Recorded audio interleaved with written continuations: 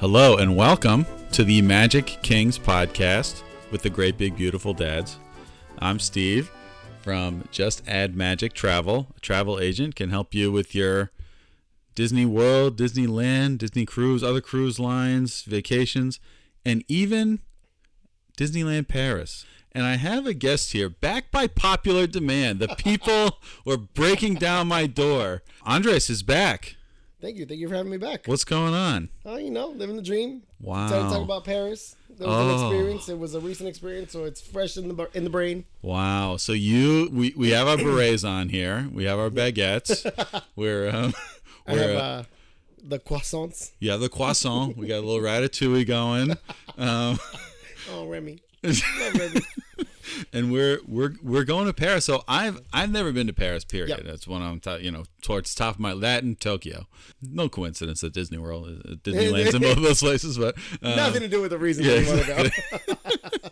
But when you said that you've been to Disneyland in California many times, and then to Disneyland Paris, I just had to have you on to just talk about it. I know about Disneyland Paris. I've learned about it, and I am able to help people plan their vacations. But sadly, I've never been, and so I wanted to pick your brain to have you on. And I heard before we started recording, you have some opinions about Disneyland Paris. What?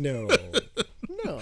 Just, So some qualms, some okay. I don't even know what the right word is, but I have some thoughts. You have some thoughts. All right. We're, and the French are known for being a thoughtful people. So, right. A lot of good thinkers. So I'm going to throw it to you. All right. Well, thank you. Again, thank you for having me on the podcast. Of course. Oh my gosh. Having me back on the podcast. Thank you for doing it.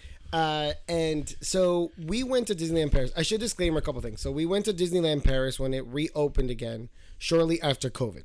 So this was 2021. And before I went, I'm a huge YouTube rabbit holer. Okay. Like I will find a video and just start researching till I cannot research it anymore. So I did research on Disneyland Paris. I watched, the grand opening speech, people's reviews on it, the Disney bloggers saying it's the most beautiful park in the world, blah, blah, blah, blah, blah, blah. So my expectations were high. Wow. Very high. It's also Disney, right? You put the moniker of Disney on it. It's a different caliber, right? Right. And so we get there. We actually stayed in Paris and we caught because Disneyland is not even in Paris. It's in Chessy. Right. And so it's about a 30-minute, maybe 40, I want to say. I don't recall exactly, but I think just shy of 40 minutes of a train ride. Okay. Straight shot. Nice. Just there. Yeah, that's amazing. It was smooth sailing. It was nice. Very nice train, too. Very comfortable ride. Yeah. And I don't think it was expensive. I think it was like maybe $25 for the ticket round trip or $30. Really? It was not bad. That's awesome. Not bad. Not bad at all. Again, this was a couple years ago. So we can't even get to Worcester for that. Give me a break. We're not going to talk about Boston traffic, man. Don't get me heated. I'm trying to stay positive. No, sorry. Okay. So it was great. So we get there. The castle was being refurbished. The dragon underneath the castle was being refurbished. So all of that was closed. So it was fine, but it was still a beautiful sight to see. So of course I'm excited. I even got emotional. I was about to start crying. And Jonathan goes, "Get it together." I was like, I'm just excited. Like, how many times you go to a Disney park in another country? That's right. Like we have 2 in our country. That's right. This is in a whole nother. This is across the pond, so to speak. So anyway. And right out the gate, I started to notice, and again, I don't know if this was after COVID or maybe this is just a Paris thing, but it just seemed very dirty. And that's not normally the Disney. Like, yes, you have your spilled popcorn, stuff like that. Like, there's stuff that happens throughout the day. It just seemed, again, just very dirty. Cobwebs everywhere. Really? Not theming, because we weren't in Haunted Mansion. This was by the candy store. And I was like, okay, we didn't go in Halloween, so it wasn't necessary.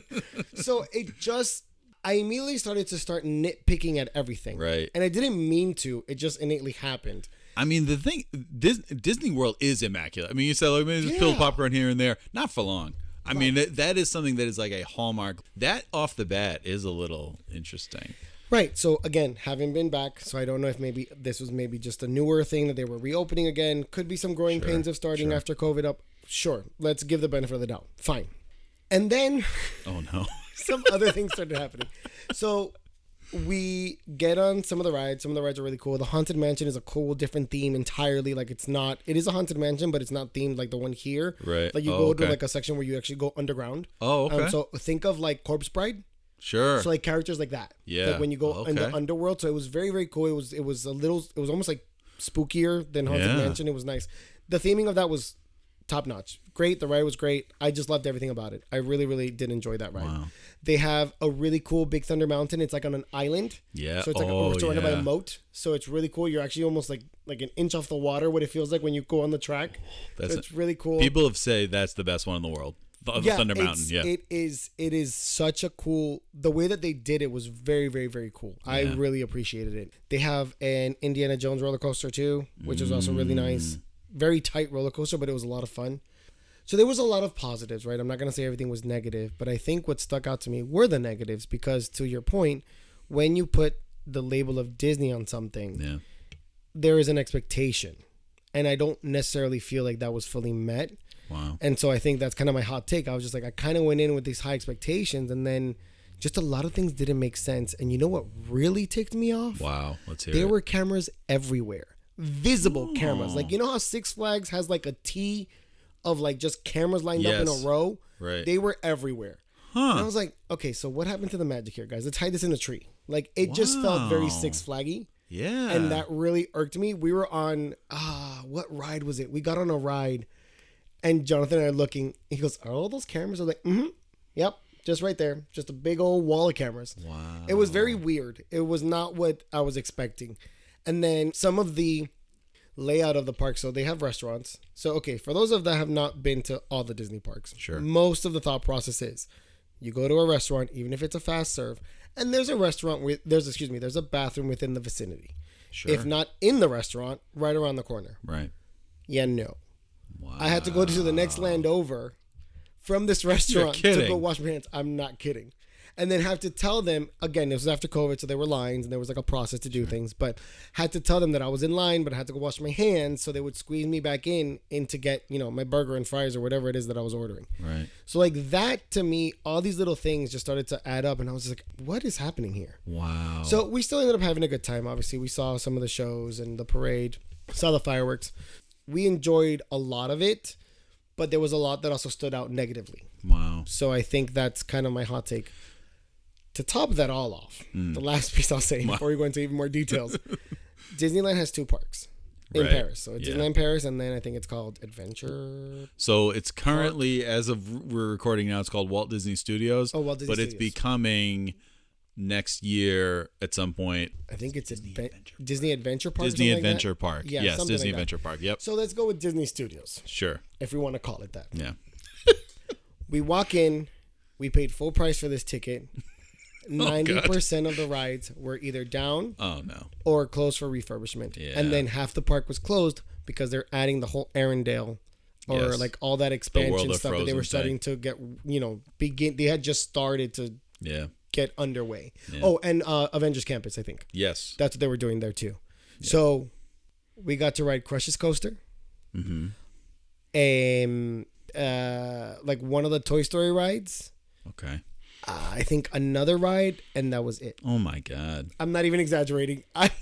I was upset because I didn't want to go, and Jonathan was like, it's the second park. We should at least go there for a little bit. Like, let's experience it. And I'm like, not that we're cheap in any way, shape, or form, but it was just kind of frustrating to have to pay a full price ticket and then not get any kind of experience, like not even like a show or a factor or anything like that. Yeah. So, and also the merchandise was very, very subpar. Wow. Very. Like, I don't want to say this and get yelled at, but it was the Temu. It was the Temu version of Disneyland merch. Disney Temu. We were having a baby, obviously.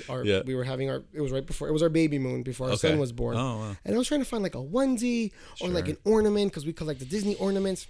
We bought an ornament for him. Yes, it was fine. It was cute, but it was just poorly painted. Like, it was just, there were so many things. Really? Yeah. Wow. Okay, that's my hot take. So, and I will say, have you seen the Imagineering story on Disney Plus? Yeah. And so this is if anyone's interested in Disney, you should go watch this on Disney Plus. This is called just the Imagineering story, and they talk a lot about the parks.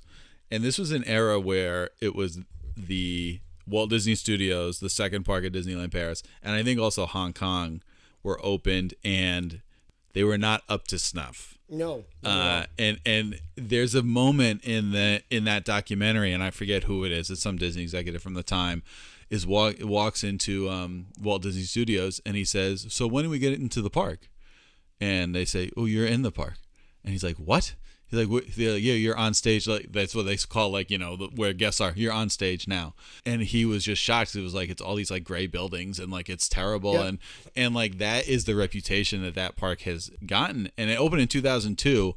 And it was, I think, around when because you're saying they're all closed, right? Mm-hmm. All those rides were closed. It was around then when the Avengers campus opened, I think in 22 maybe. Mm-hmm. And now they're building the world of Frozen. They're doing more of like the Pixar stuff. They're like expanding that part of it, because the current regime, and this is true of Hong Kong as well, is trying to make up for it, I think. Oh yeah. I don't know if that's. I mean, well, Bob Iger really had to come in and listen, not to take away from what Michael Eisner was able to do under his power. He had a good run. He did. It got a little wonky towards the end. Yes. Very wonky. Yes. And even he was kind of spearheading this Disneyland Paris park, and it kind of was known as like the prettiest park because the landscaping is gorgeous, and like the trees, they cut them in squares to mimic like the old Cinderella sketches or whatever.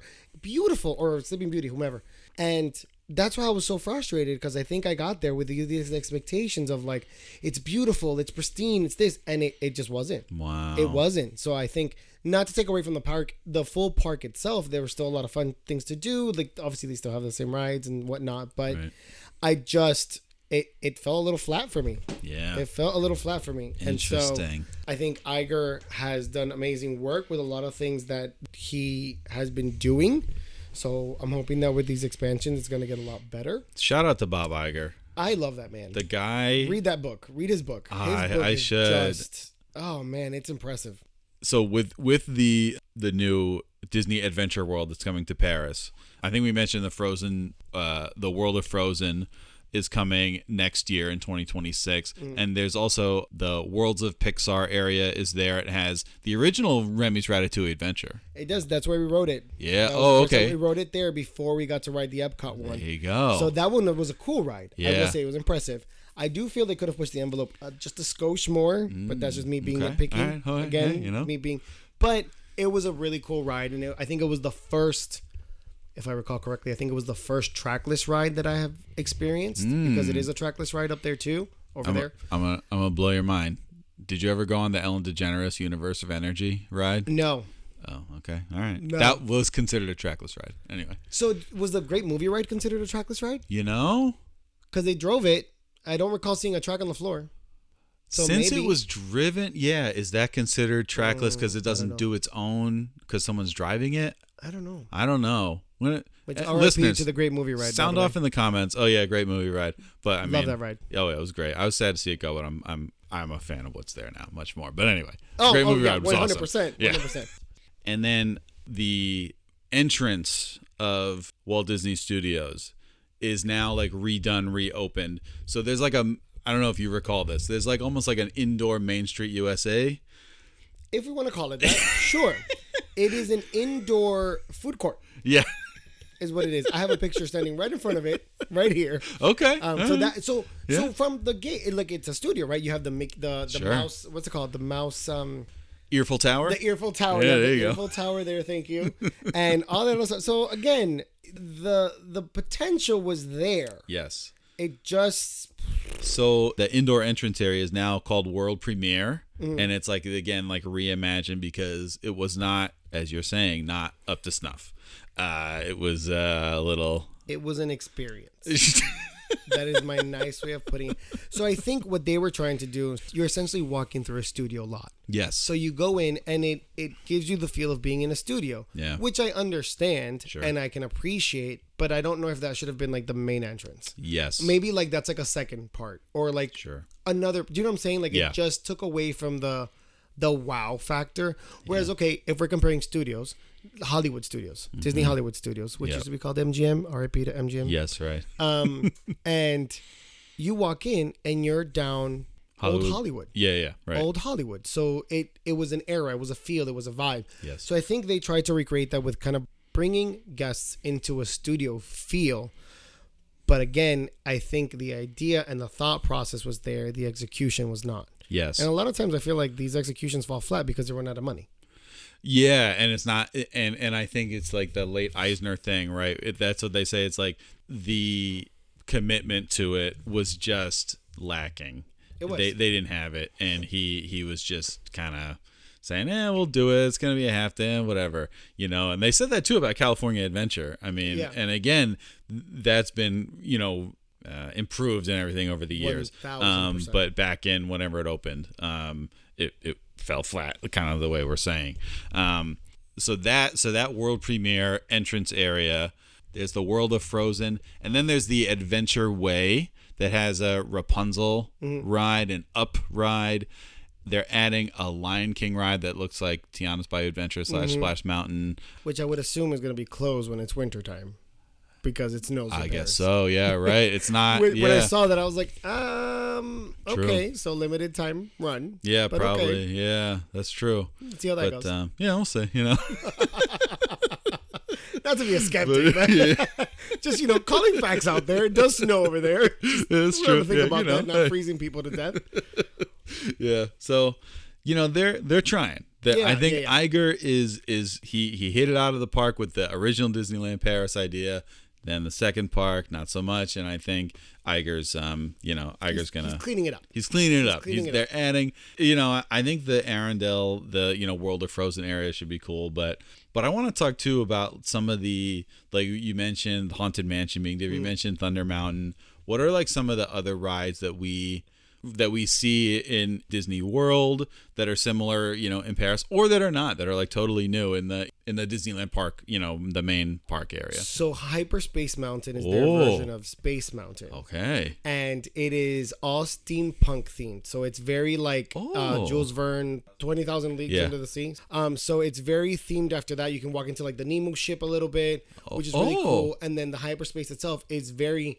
When you look at it, it is steampunk. It is like the copper, the brass, and the metal, and the blues, and then it shoots you out, and then you just take on the ride. So it almost like it cannon launches you, which is really, really cool. So that was awesome. That's amazing. Cannot take that away. That was a very, very cool experience. I really liked it. It was such a cool way to upgrade, what was existing. Yeah. So that was a lot of fun. I will say that was fun. Thunder Mountain is great there too.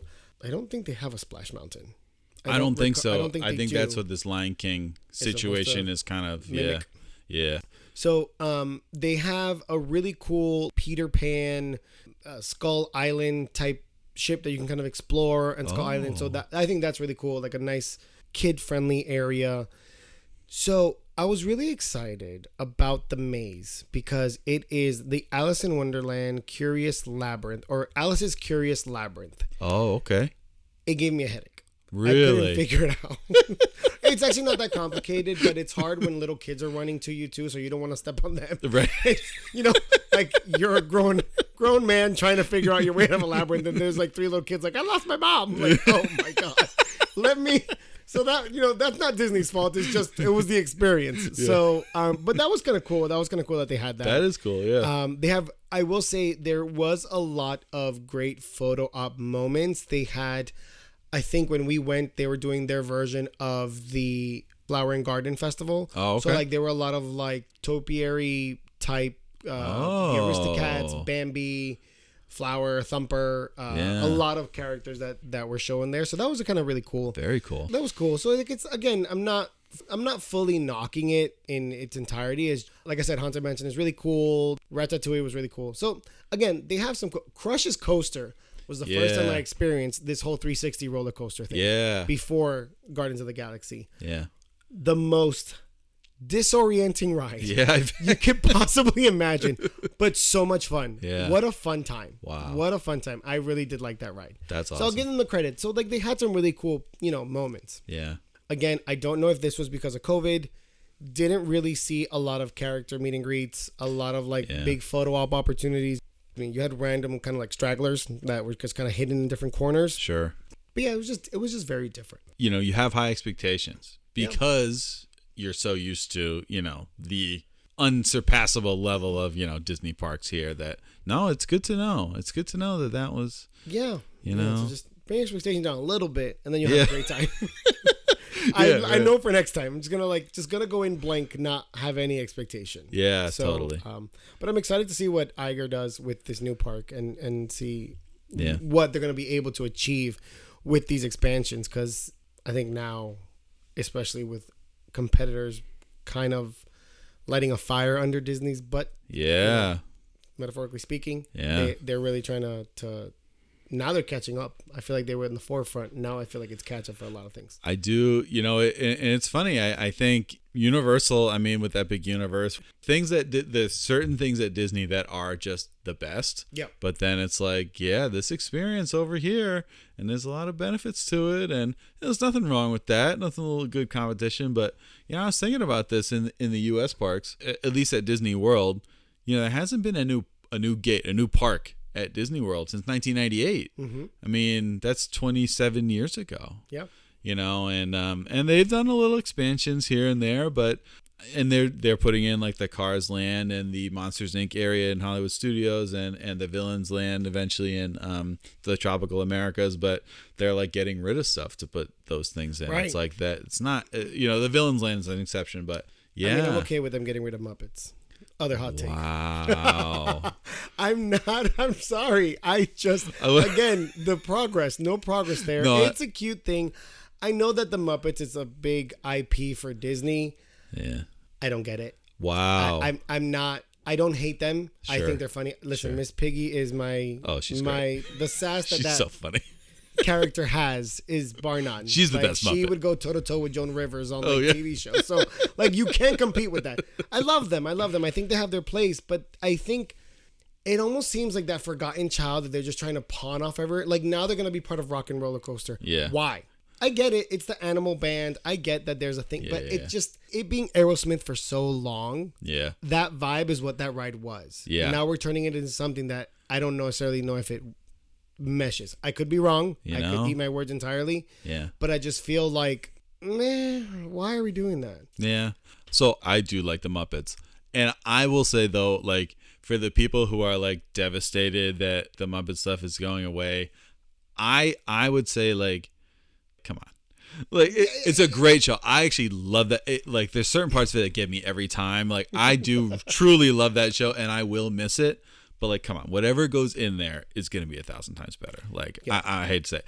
And I think with the Rock and Roller Coaster thing, again, I do actually think the Muppets are funny. I like them. I like just trust Disney now, at least. I trust that they'll figure it out. Mm-hmm. And I guess we'll see. I mean, I think Aerosmith is tired for now, for sure. Like I think it's got to be, but who's it?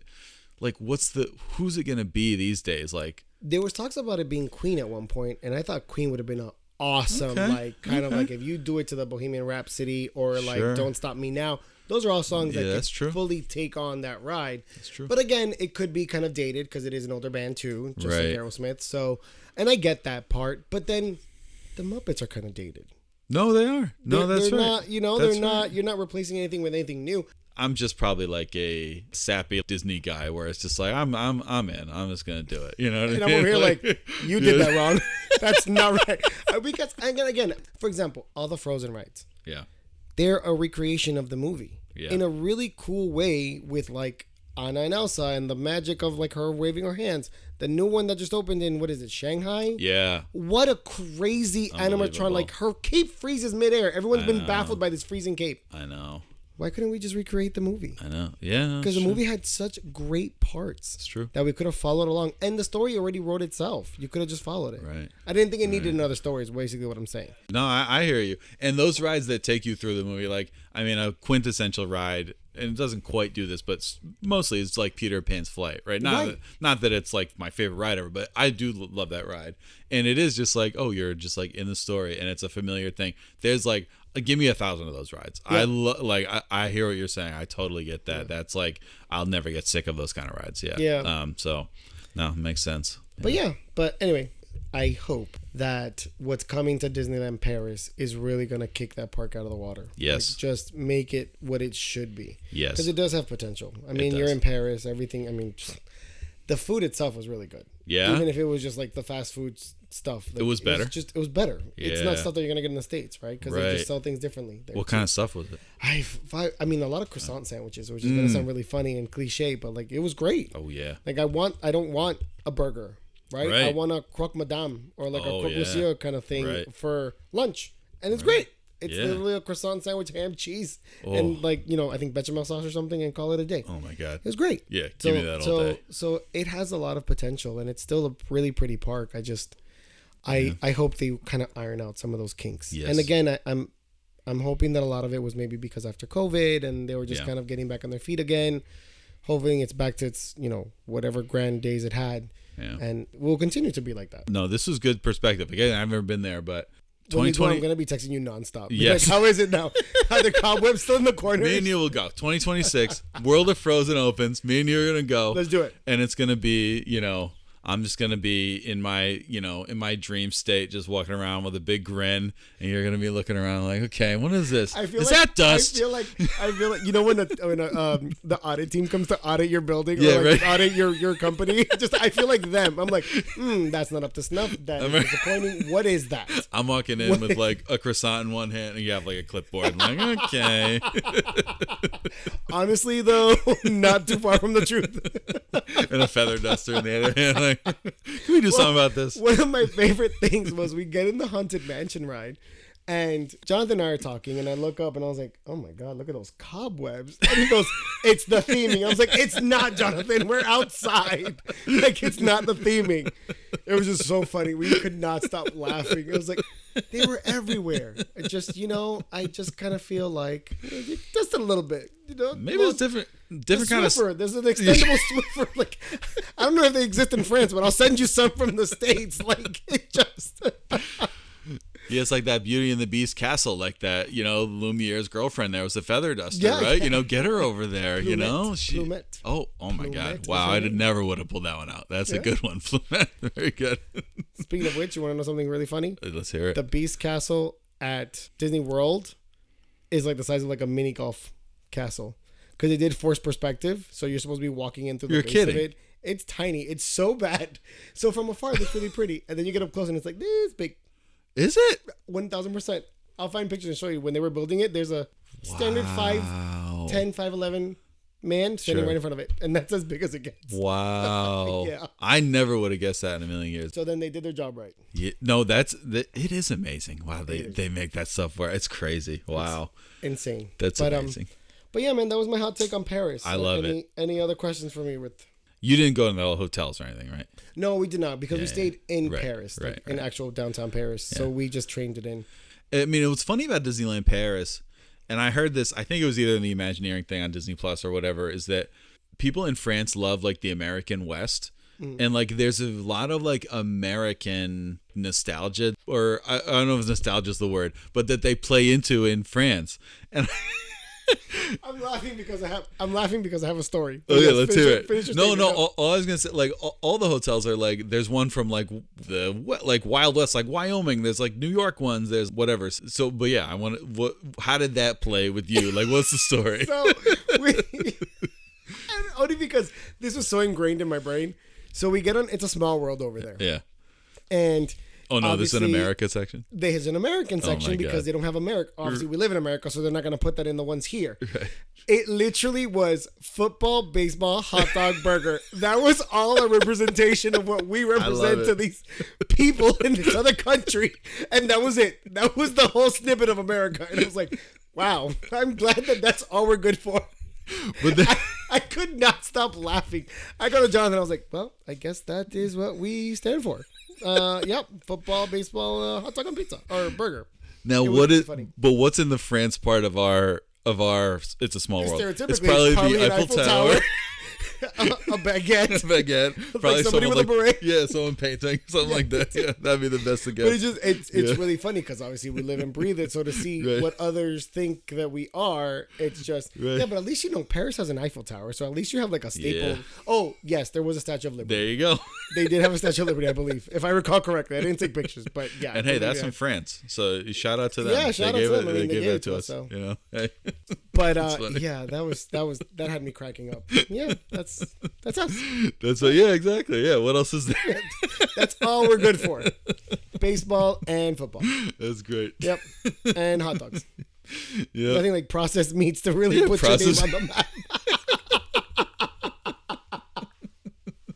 I love it. Oh my god, that's great. Yeah. Well, I'm ready to go because I think. Well, I'm not ready to go because I want the world of Frozen to open. Yeah. And I want all the like that Lion King thing. I'll freeze my butt off, going on that thing. Well, but don't go in the wintertime. yeah, exactly right.